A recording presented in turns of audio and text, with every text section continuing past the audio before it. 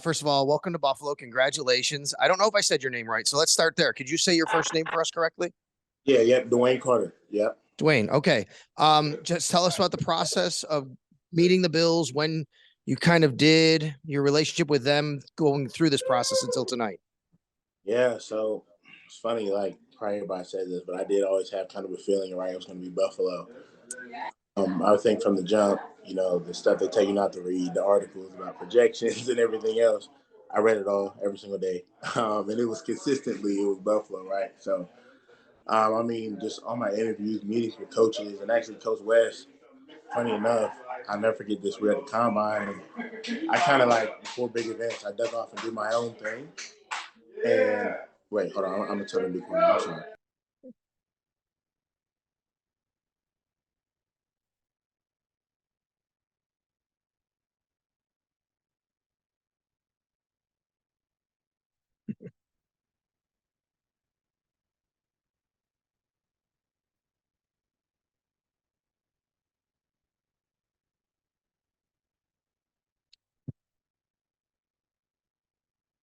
All right, I'm back. My fault. My dad's very animated. Y'all get to know. It's all good. But, it's all good.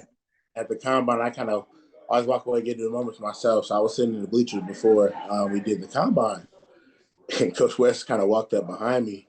We just had this small talk, but it kind of, I don't know, it was weird. It's like a weird interaction. It kind of meant something to me.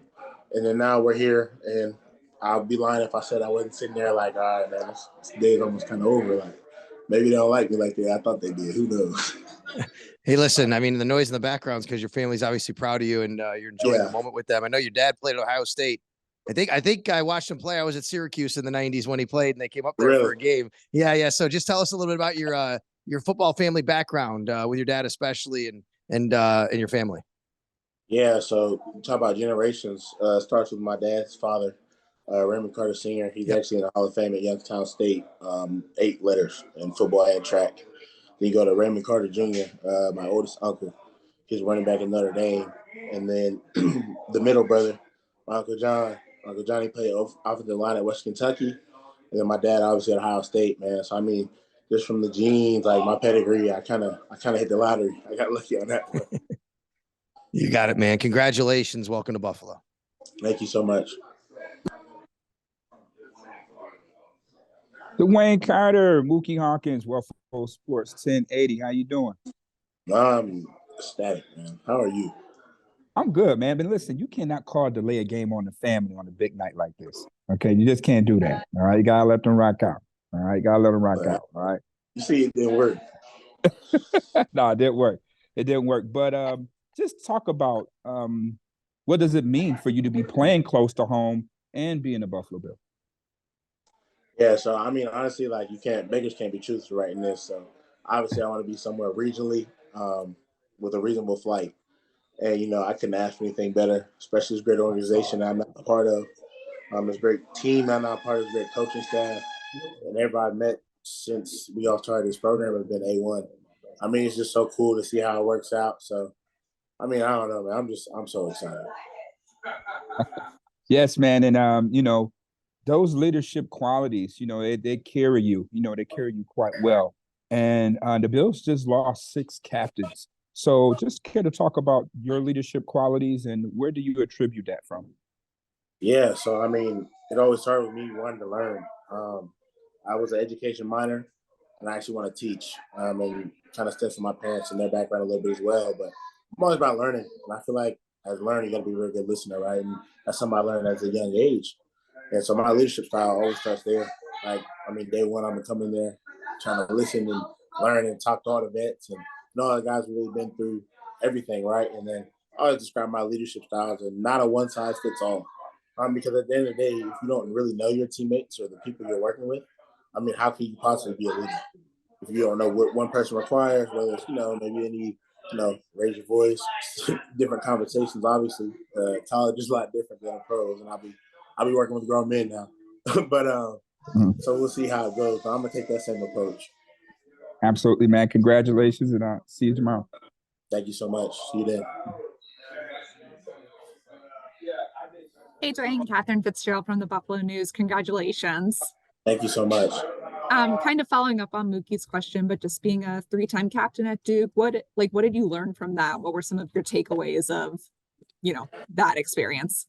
Yeah, I mean, so we went through a lot at Duke. It was a real roller coaster ride, and when I came in, NIL was basically hot off the press, and as a kid who was having success, right, I have all these, the temptations, the offer to leave for money, quote unquote, bigger opportunities, everything else, and I decided to stay. And I think it's just a tribute to our locker room and how close we all are, and what loyalty and everything really means to us in that program. So we talk about life lessons and perseverance and loyalty and working hard work and really building something from the ground up is what we did these last 2 years. And I can't be more proud to tell that story every time I get a chance to. That's awesome. And can you tell us a little bit just about your style of play too? Like, what do you think of your skill set stood out to the Bills? Yeah, I think if I describe myself, high effort, high motor, high IQ, heavy hands, and I'm physical. And some people call me nasty, violent, stuff like that. I just love the game of football, and I think it just means a lot to me. And I think it really shows when you turn on my tape. So I just can't wait to get to work because I know the Bills get off the ball, and I can't wait. Awesome. Thanks, and congrats again. Thank you. Hey, DeWayne, Alex Brasky, Batavia Daily News. I was going to ask you about your style, so I'll just ask you, what do you know about the Bills, their fan base, the city, so on and so forth? Yeah, you talk about Bills Mafia, right? I mean, there's really nobody better. There's really nobody better. Every year, the Bills been contenders. And then that's obviously when you see the fan base really shows out the most, but it's consistent. Especially when you have a great team, great organization. So, I can't wait to play in that stadium. I love hometown crowds that really take pride in their fan base. And, and that's with the good and the bad. That's all what comes with it. So that means you have a passionate fan base who cares. So, man, I just can't wait. Thanks. Good luck. Thank you. Hey, DeWayne. John Warren with the Associated Press. How you doing? Can you hear me? Yes, sir. I wasn't going to ask a question, but then when you actually popped out, left the room to tell everybody to kind of quiet down, kind of shows that shows a bit of your leadership ability, shows you're not afraid of things. And at 23, the maturity that you have, how much do you think you're more prepared entering the NFL as a 23-year-old than you would be maybe a year ago or 2 years ago? Yeah, 100%. So that's a great question. I kind of touched on it a little bit earlier. At Duke, we went through a lot, and I had to grow up as a leader, especially on the team that was really young at the time when I first became captain, and we didn't really have any leadership in any direction. So it was kind of on me. At least I took it upon myself to really, step up and be in that role, as well as my teammates looked to me that way as well. But I'd be remiss if I didn't mention my parents and my upbringing. You talk about like me being able to step away and say something to my people out there. But at the end of the day, my dad always told me, he said, a closed mouth doesn't get fed. So you can't be afraid to open your mouth and say what you need and say what you need done. So that's really where it comes from, is my upbringing, man. Good for you, and congratulations. I'll let you get back to your family because this is a big night for you. Congrats. Yeah, thank you so much. Hi, DeWayne. Elena Getzenberg, ESPN. Just one last question for you, I think. I was just curious, your families there, you talked about how you knew the Bills were interested and hoping it would work out. What's this day kind of been like for you, waiting and now to have this moment and know that you are going to be at Buffalo? Like, what are the feelings like? Like, how has today been?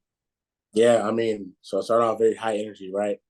And as the day went on, we got the 90s. I'm like, oh, man, I said, I'm going to have to wake up tomorrow and turn on the draft. I was, you get a little bit down in the dumps, right? And I kept looking at Buffalo. I'm like, I said, they're going to come get me. They're going to come get me. They're going to come get me. And, I kind of leaned back on the couch, and I just felt the couch vibrate. And I was like, I think my exact words were, oh, my God. Like, it's really happening. And, I have a great support system around me, my intermediate family, as well as my community. I think it's just the coolest thing. So everybody's been reaching out. I get messages, keep your head up, like it's coming. I promise it's coming. And, they don't know anything. But at the end of the day, it's just for, me, my mental sanity and fortitude. So I stay strong, and, I really appreciate everything.